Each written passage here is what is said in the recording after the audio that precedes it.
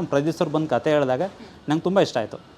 ಯಾಕಂದರೆ non linear subject ಇದು. ಯಾಕಂದರೆ ಆ್ಯಕ್ಟ್ರು ಮತ್ತು ಡೈರೆಕ್ಟ್ರು ಎಟ್ ಎ ಟೈಮ್ ನಿಮ್ಗೆ ವರ್ಕ್ ಮಾಡಿದಾಗ ಎಡಿಟಿಂಗ್ ಟೇಬಲ್ ಮೇಲೆ ಕೆಲಸ ಜಾಸ್ತಿ ಇದ್ದೇ ಇರುತ್ತೆ. ಇದು ನಾನ್ ಲೀನಿಯರ್ ಗ್ರೇಡಿಂಗು ಒಂದೇ ಲೆವೆಲಲ್ಲಿ ಹೋಗೋಕ್ಕಾಗಲ್ಲ.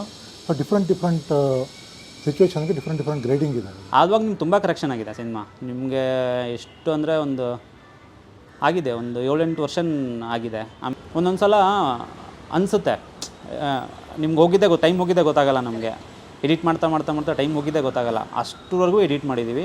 ಇಲ್ಲಿ ನಿಮಗೆ ಹೀರೋ ಮತ್ತು ಹೀರೋಯಿನ್ ಮಧ್ಯೆ ಒಂದಿಷ್ಟು ವಿಷಯಗಳು ಬರುತ್ತೆ. ಅದು ಎಲ್ಲರಿಗೂ ಒಂದು ಡೌಟ್ ಅಂತ ಬರುತ್ತೆ. ಪ್ರತಿಯೊಬ್ಬರಿಗೂ ನಿಮಗೆ ಏನೋ ಒಂದು ಡೌಟ್ ಇದ್ದೇ ಇರುತ್ತೆ. ಹಾಯ್ ಹೆಲೋ ಕನ್ನಡ ಪಿಕ್ಚರ್ಗೆ ಸ್ವಾಗತ. ನಾನು ನಿಮ್ಮ ಕಾವ್ಯ ಕೃಷ್ಣಮೂರ್ತಿ. ಔಟ್ ಆಫ್ ಸಿಲೆಬಸ್ ನೀವು ನೋಡ್ತಿರ್ಬೋದು, ನನ್ನ ಹ್ಯಾಟ್ ಮೇಲೆ ಔಟ್ ಆಫ್ ಸಿಲೆಬಸ್ ಅಂತ ಬರೆದಿದೆ. ಯಾಕೆ ವಿಚಿತ್ರವಾಗಿ ಇವತ್ತು ಈ ಒಂದು ಹ್ಯಾಟನ್ನು ಹಾಕ್ಕೊಂಡು ನಿಮ್ಮ ಮುಂದೆ ಕೂತಿದ್ದೀನಿ ಅಂದರೆ ಅದೇ ರೀಸನ್. ನಾನೀಗ ಸದ್ಯಕ್ಕೆ ಔಟ್ ಆಫ್ ಸಿಲೆಬಸ್ ಬಗ್ಗೆ ಮಾತನಾಡೋದಕ್ಕೆ ಬಂದಿದ್ದೀನಿ. ಏನಿದು ಔಟ್ ಆಫ್ ಸಿಲೆಬಸ್ ಅನ್ನೋದೇ ಇಂಟ್ರೆಸ್ಟಿಂಗ್. ಸದ್ಯ ಒಂದು ಮೂವಿ ಇದೇ ಟೈಟಲ್ ಇಟ್ಕೊಂಡು ಇದೇ ಡಿಸೆಂಬರ್ 27ಕ್ಕೆ ನಿಮ್ಮೆಲ್ಲರ ಮುಂದೆ ಬರ್ತಾ ಇದೆ, ಬರೋದಕ್ಕೆ ರೆಡಿ ಆಗಿದೆ. ಸೊ ಜೀವನ ಅಂದ್ರೇ ಹಾಗೆ ಅಲ್ವಾ, ಎಲ್ಲವೂ ಕೂಡ ಔಟ್ ಆಫ್ ಸಿಲೆಬಸ್. ಅದನ್ನೇ ಬೇರೇನೋ ವಿಶೇಷವಾಗಿ ತೋರಿಸೋದಕ್ಕೆ ಹೊರಟಿರುವಂಥದ್ದು out of syllabus. So cinema ರಿಲೀಸ್ಗೆ ರೆಡಿ ಇದೆ. ನಮ್ಮ ಜೊತೆ ಸಿನಿಮಾದ ಎಡಿಟರ್ ಹಾಗೂ ಕಲರಿಸ್ಟ್ ಉಮೇಶ್ ಹಾಗೂ ಗೌತಮ್ ಅವರಿದ್ದಾರೆ. ಅವ್ರನ್ನ ವೆಲ್ಕಮ್ ಮಾಡೋಣ. ಏನೇನೆಲ್ಲ ಮಾಡಿದ್ದಾರೆ ಔಟ್ ಆಫ್ ಸಿಲೆಬಸ್, ಅಲ್ಲಿ ಅವರೇನು ಔಟ್ ಆಫ್ ಸಿಲೆಬಸ್ಗಳನ್ನು ಯೋಚನೆ ಮಾಡಿದ್ದಾರೆ ಅನ್ನೋದನ್ನು ಅವ್ರ ಹತ್ರ ತಿಳ್ಕೊಳ್ತಾ ಹೋಗೋಣ. ಸೊ ಮೊದಲಿಗೆ ಅವ್ರನ್ನ ಕಾರ್ಯಕ್ರಮಕ್ಕೆ ವೆಲ್ಕಮ್ ಮಾಡ್ಕೊಳ್ಳೋಣ. ಸೊ ಎಡಿಟರ್ ಉಮೇಶ್ ಅವರಿದ್ದಾರೆ. ಸರ್ ನಮಸ್ತೆ, ವೆಲ್ಕಮ್ ಟು ದ ಶೋ. ಹಾಗೆ ಇವ್ರ ಜೊತೆ ಕಲರಿಸ್ಟ್ ಆದಂಥ ಗೌತಮ್ ಅವರಿದ್ದಾರೆ. ಸರ್ ನಮಸ್ತೆ, welcome to the show. Thank you. ಹೇಗಿದ್ದೀರಿ? ಸದ್ಯಕ್ಕೆ ಔಟ್ ಆಫ್ ಸಿಲೆಬಸ್ಸಲ್ಲಿ ಇದ್ದೀರಾ ಅಥವಾ ಸಿಲೆಬಸ್ಸಲ್ಲೇ ಇದ್ದೀರಾ?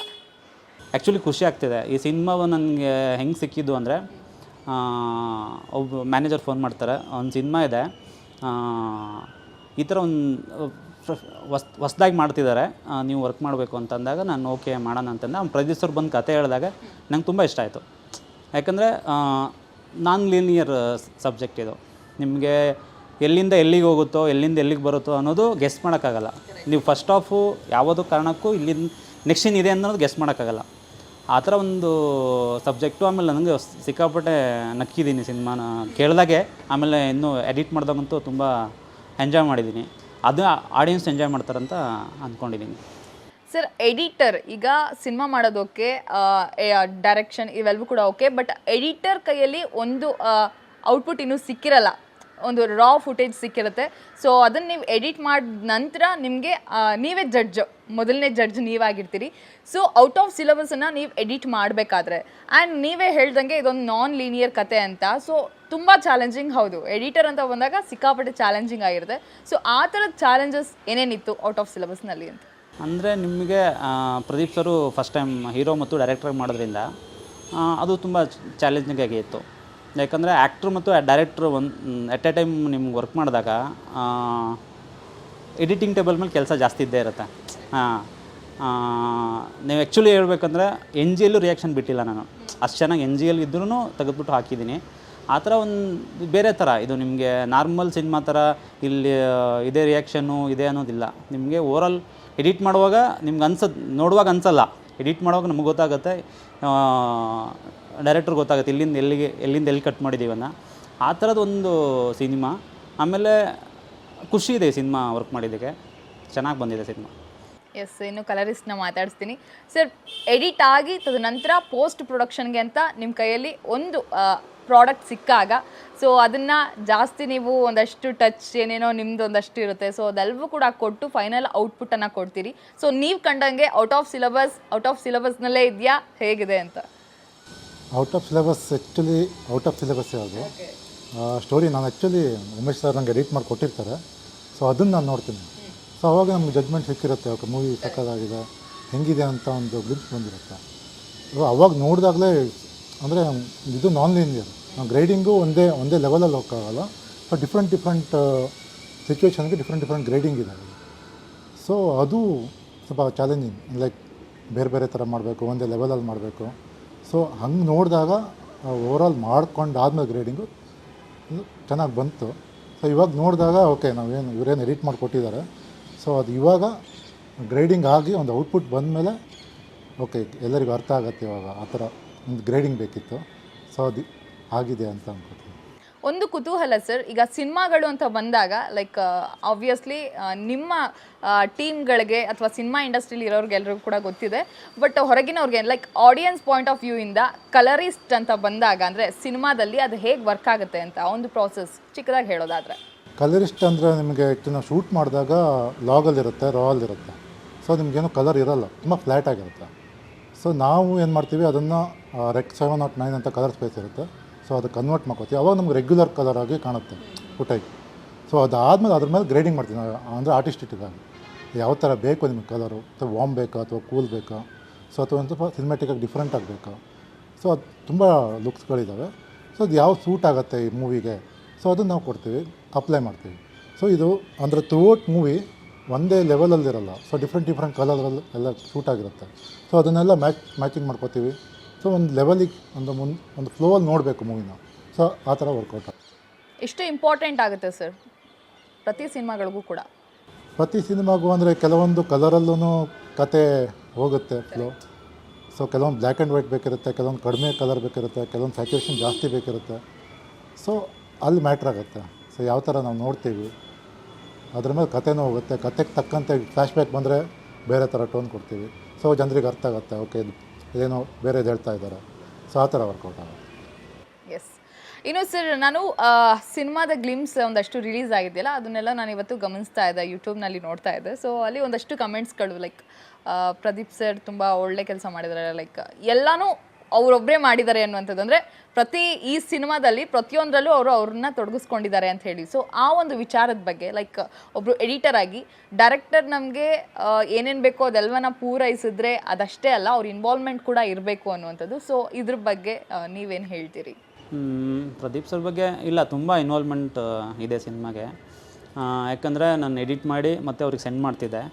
ಅವರು ಮತ್ತೆ ನೋಡಿಬಿಟ್ಟು ಏನೋ ಐಡಿಯಾ ಬಂದಿದೆ ಈ ಥರ ಮಾಡೋಣ, ಆವಾಗ ನಿಮ್ಗೆ ತುಂಬ ಕರೆಕ್ಷನ್ ಆಗಿದೆ ಸಿನಿಮಾ. ನಿಮಗೆ ಎಷ್ಟು ಅಂದರೆ ಒಂದು 7-8 ವರ್ಷನ್ ಆಗಿದೆ. ಆಮೇಲೆ ನಿಮಗೆ ಇದ್ರ ಮಧ್ಯೆ ಮತ್ತೆ OTTಗೆ ಒಂದು ವರ್ಷನ್ ಅಂತ ಎಡಿಟ್ ಮಾಡಿದ್ದೀವಿ, ಥಿಯೇಟ್ರಿಗಂತ ಒಂದು ವರ್ಷನ್ ಎಡಿಟ್ ಮಾಡಿದ್ದೀವಿ. ಇದು ಡಿಸ್ಕಸ್ಸು ಆಗಿದೆ ಆಲ್ರೆಡಿ.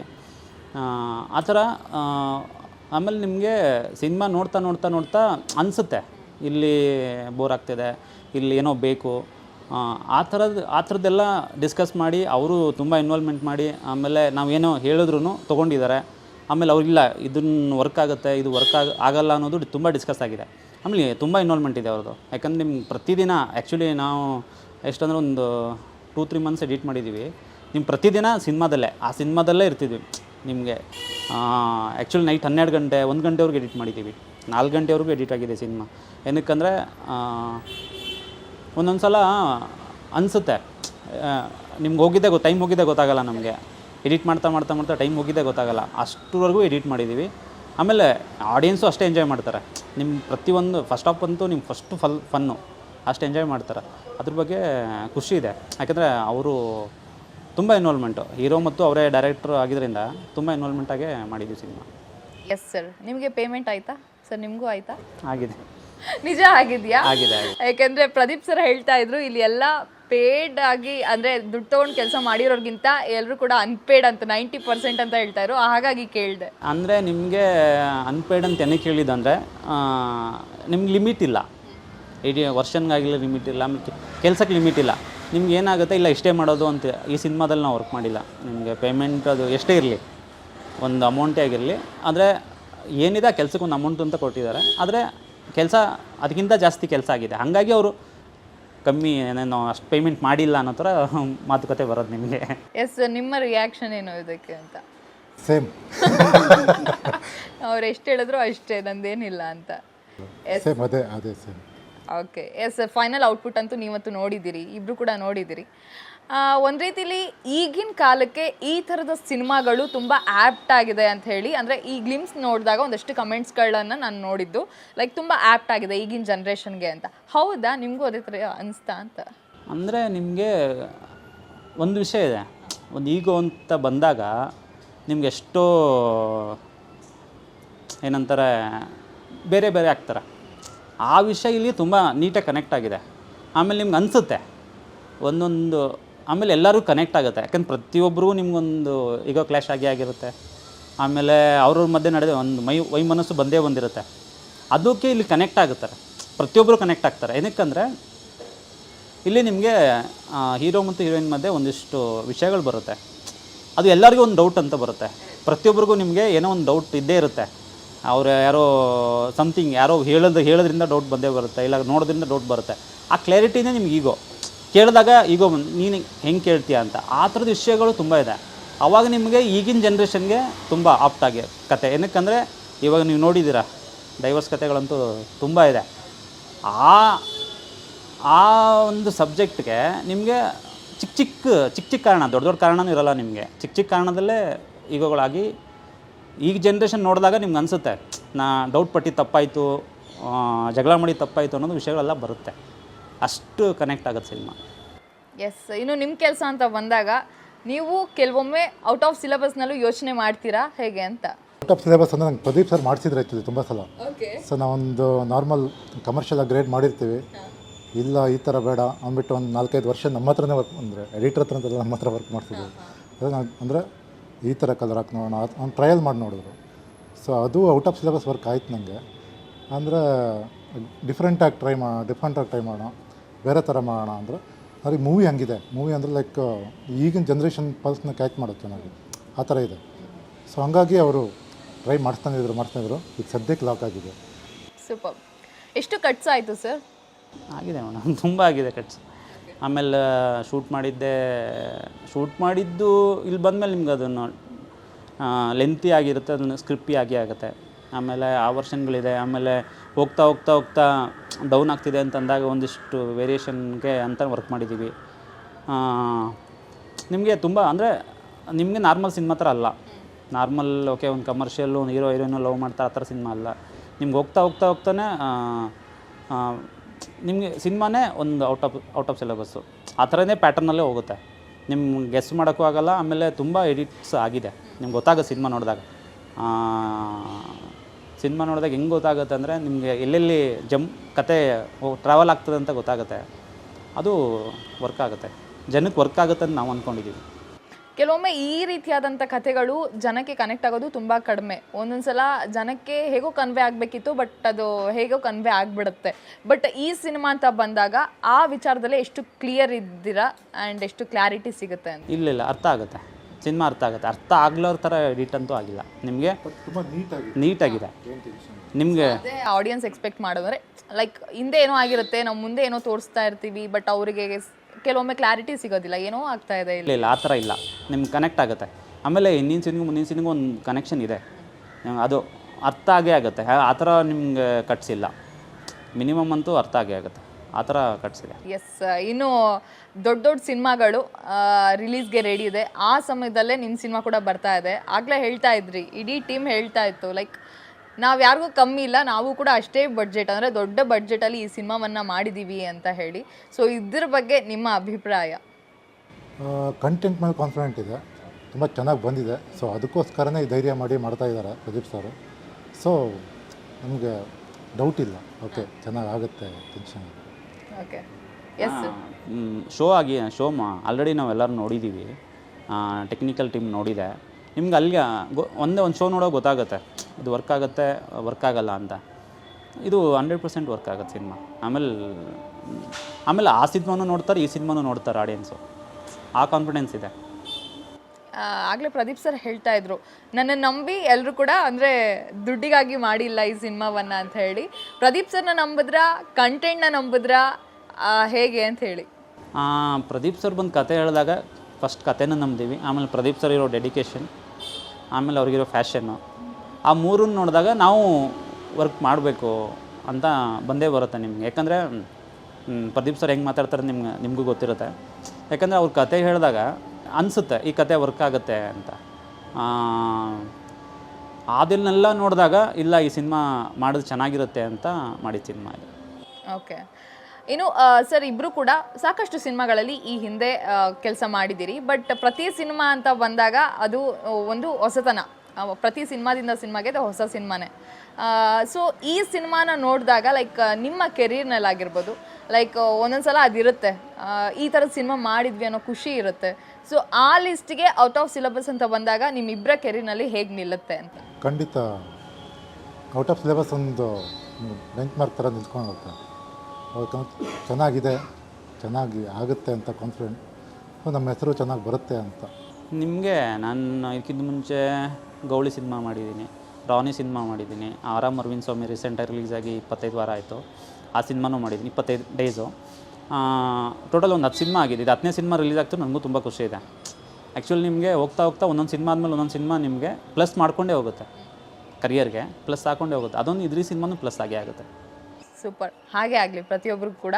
ಆ್ಯಂಡ್ ನಿಮ್ಮಿಂದ ಅವ್ರಿಗೆ ಈ ಒಂದು ಪ್ರಾಡಕ್ಟ್ ಹೋಗಬೇಕು ಅಂತಂದರೆ ಲೈಕ್ ನಿಮ್ಮ ಕಡೆಯಿಂದ ಆಗುವಂಥ ಡಿಸ್ಕಷನ್ಸ್ ಏನಾದರೂ ಇರುತ್ತಾ ಹೇಗೆ ಅಂತ? ಲೈಕ್ ಇನ್ಪುಟ್ಸ್ ವೈಸ್ ಇರ್ಬೋದು ಅಥವಾ ಏನಾದರೂ ಚೇಂಜಸ್? 100% ಇರುತ್ತೆ. ಯಾಕಂದ್ರೆ ನಾವು ಎಡಿಟ್ ಮಾಡಿ ರೆಫರೆನ್ಸ್ ಇವ್ರಿಗೆ ಕೊಟ್ಟು XML ಕೊಟ್ಟು ಹೋದಾಗ ಇವರು ನಾವು ಆಫ್ಲೈನಲ್ಲಿ ಎಡಿಟ್ ಮಾಡ್ತೀವಿ, ಅಂದರೆ ರಾ ಫುಟೇಜಲ್ಲಿ ಎಡಿಟ್ ಮಾಡಲ್ಲ. ಇವರು ರಾ ಕನೆಕ್ಟ್ ಮಾಡಿಕೊಂಡು DA ಮಾಡೋದು. ಆಫ್ಲೈನಿಂದ ರಾ ಕನೆಕ್ಟ್ ಆಗುತ್ತೆ ಇಲ್ಲಿ. ಆ ಪ್ರೊಸೆಸಲ್ಲಿ ಏನೇ ಡೌಟ್ ಬಂದರೂ ನಾವು ಇವ್ರ ಹತ್ರನೇ ಕನ್ಸಲ್ಟ್ ಮಾಡ್ತೀವಿ. ಈಗ ಒಬ್ಬರು ಆಡಿಯನ್ ಆಗಿ ಯಾವ ರೀತಿಯಾಗಿ ಸಿನಿಮಾ ಕನೆಕ್ಟ್ ಆಗ್ಬೋದು ಲೈಕ್ ಪ್ರತಿಯೊಬ್ಬರಿಗೂ ಕೂಡ? ಅಂದರೆ ಈ ಥರದೇ ಏಜ್ ಗ್ರೂಪ್ ಅನ್ನೋದು ಆ ಥರದ್ದು ಏನಾದ್ರು ಇದೆಯಾ ಅಥವಾ ಎಲ್ಲ ಪ್ರತಿಯೊಬ್ಬರಿಗೂ ಇದು ಕನೆಕ್ಟ್ ಆಗುತ್ತೆ ಆ ಥರದ್ದು ಏನಾದರೂ ಇದೆಯಾ? ಫ್ಯಾಮಿಲಿ ಆಡಿಯನ್ಸ್ಗಂತೂ ಕನೆಕ್ಟ್ ಆಗೇ ಆಗುತ್ತೆ. ಆಮೇಲೆ ಕಾಲೇಜು ಹುಡುಗರಿಗಂತೂ ಫುಲ್ ಕನೆಕ್ಟ್ ಆಗುತ್ತೆ. ಆಮೇಲೆ ಪ್ರತಿಯೊಬ್ಬರೂ ಕನೆಕ್ಟ್ ಆಗಿ ಆಗುತ್ತೆ ಸಿನಿಮಾ. ಯಾಕಂದರೆ ಪ್ರತಿಯೊಬ್ಬರಲ್ಲೂ ನಿಮ್ಗೊಂದಷ್ಟು ಕ್ಲಾಸಸ್ ಇದೇ ಇರುತ್ತಲ್ಲ, ಆ ನಿಮ್ಮ ಟ್ರೈಲರ್ ನೋಡಿದಾಗ ಗೊತ್ತಾಗುತ್ತೆ. ಟ್ರೈಲರ್ ನೋಡಿದಾಗ ನಿಮಗೆ ಅದು ಸರ್ ಒಂದು ಗ್ಲಿಮ್ಸ್ ಬಿಟ್ಟಿದ್ದೀವಲ್ಲ, ಆ ಗ್ಲಿಮ್ಸಲ್ಲೂ ಗೊತ್ತಾಗುತ್ತೆ ಎಷ್ಟು ಚೆನ್ನಾಗಿ ಅದನ್ನು ಕನ್ವೆ ಮಾಡಿದ್ದೀವಿ ಅಂತ. ಅದೇ ಥರ ಸಿನಿಮಾದಲ್ಲೂ ಅದೇ ಥರ ಕನ್ವೆ ಆಗಿದೆ. ನಿಮಗೆ ಕಾಲೇಜು ಬೇರೆಯೇ, ಲೈಫೇ ಬೇರೆ.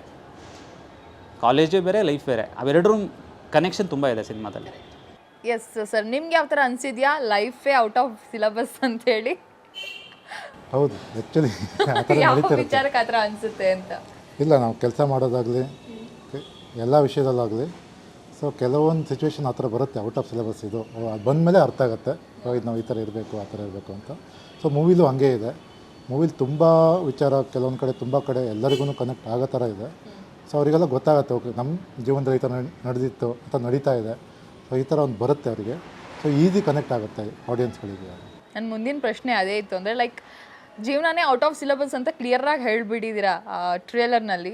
ಸೊ ಇದರಲ್ಲಿ ವರ್ಕ್ ಮಾಡಿದಂಥ ನಿಮ್ಮೆಲ್ಲರಿಗೂ ಕೂಡ ಯಾವತ್ತಾದರೂ ನನ್ನ ಲೈಫಲ್ಲೂ ಈ ಥರ ಆಗಿತ್ತು ಆ ಥರದ ಅನುಭವ? ಹಾಗೆ ಆಗುತ್ತೆ ಮೇಡಮ್. ಏನಕ್ಕಂದರೆ ಇವಾಗ ನಾವು ಏನೋ ಅಂದ್ಕೊಂಡಿರ್ತೀವಿ ಹಿಂಗಾಗುತ್ತೆ ಅಂತ, ಆಗಲ್ಲ. ಹೋಗ್ತಾ ಹೋಗ್ತಾ ಏನೋ ಒಂದು ಬಂದೇ ಬರುತ್ತೆ, ನಿಮಗೆ ಒಂದು ಸರ್ಪ್ರೈಸ್ ಬಂದೇ ಬರುತ್ತೆ, ಒಂದು ಡೌನ್ಫಾಲ್ ಬಂದೇ ಬರುತ್ತೆ.